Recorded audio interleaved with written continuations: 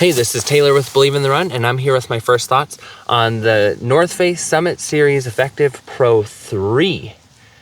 Now, the second version of this shoe, the predecessor to this one, is still my current favorite all-around race day trail shoe, especially if it's that light to moderate trails, whether you're going short or long.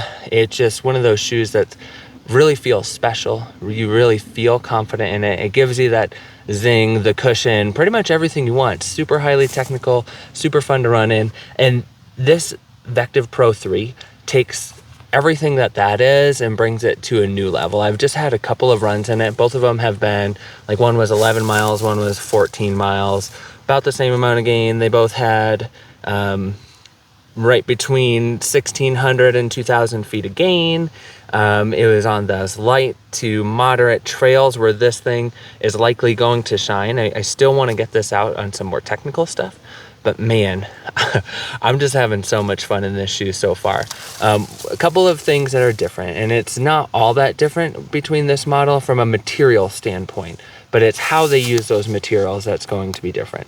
It still has that Dream foam that is probably my favorite foam on the market now for trail running. It's a blend of PEBA and EVA. So you get the resiliency and the moldability that comes with EVA, and you also get the fun, high energy, highly cushioned feel that you would get with PEBA, and they blend it together instead of putting it in layers, which many trail running shoes are doing right now. They're putting it in layers, which is a great option, but I felt that this just feels so seamless, and you get all of those aspects in one. That's what I've loved about it in the Vectiv Pro series. I've loved it in the Alsa Mesa, and in 2025 you're going to see it through a lot of their lines, and this is their marquee ultra distance shoe that has a lot of it. It has 4 more millimeters of it overall. I can't remember the stack off my head, but it's up there. It's one of the highest stack shoes available. They counteract that with a really wide profile on the bottom. So stability in the terrain that I've run on so far, it's been equally stable, maybe a little less stable than the Vectiv Pro 2. That's why I want to take it on some more technical terrain to really test that.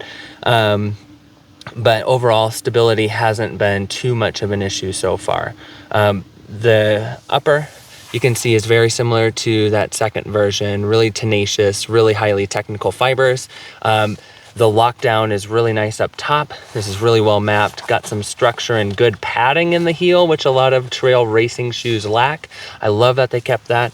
This thinner tongue, racer style tongue, has really hugged my foot nicely, and I've been able to really cinch down these braided cords, these lacy style laces made famous by something like the Alpha Fly. It's the racing, it holds really nice. The most exciting thing about this, besides 4 more millimeters of foam, is that this shoe has 2 plates.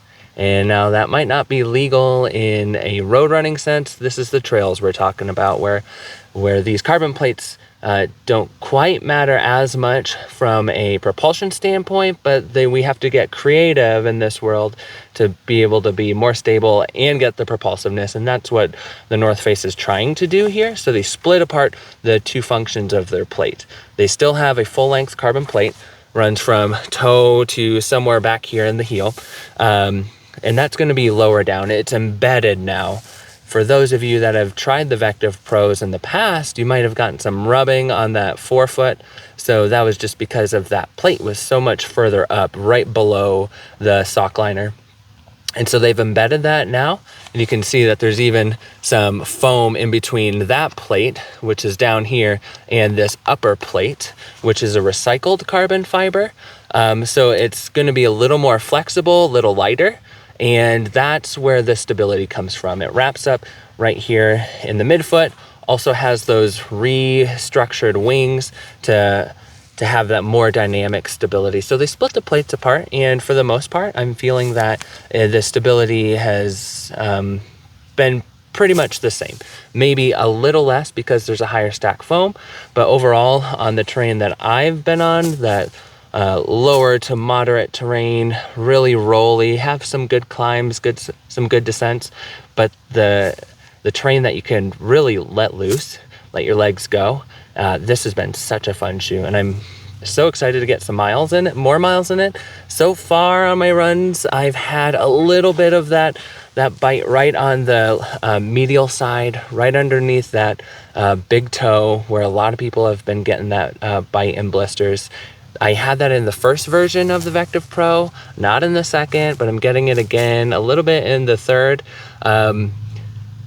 It really could be because I ran in a trail shoe last weekend that gave me some blisters in the forefoot, really bit down on that part, and I might not be fully healed from that. So I'm gonna let this one sit on the shelf for a little bit and take it off and put some big miles in it again. I've already got plenty of miles in this shoe to do a full review, but I really want to see if that forefoot bite can be relieved, and maybe it's not. Maybe that's the kryptonite of the Vectiv Pro series, and it still will be a challenge to solve. I don't know, but overall, man, this is fun. This is fast. I'm excited to get more miles in it. Check out our full review on believeintherun.com.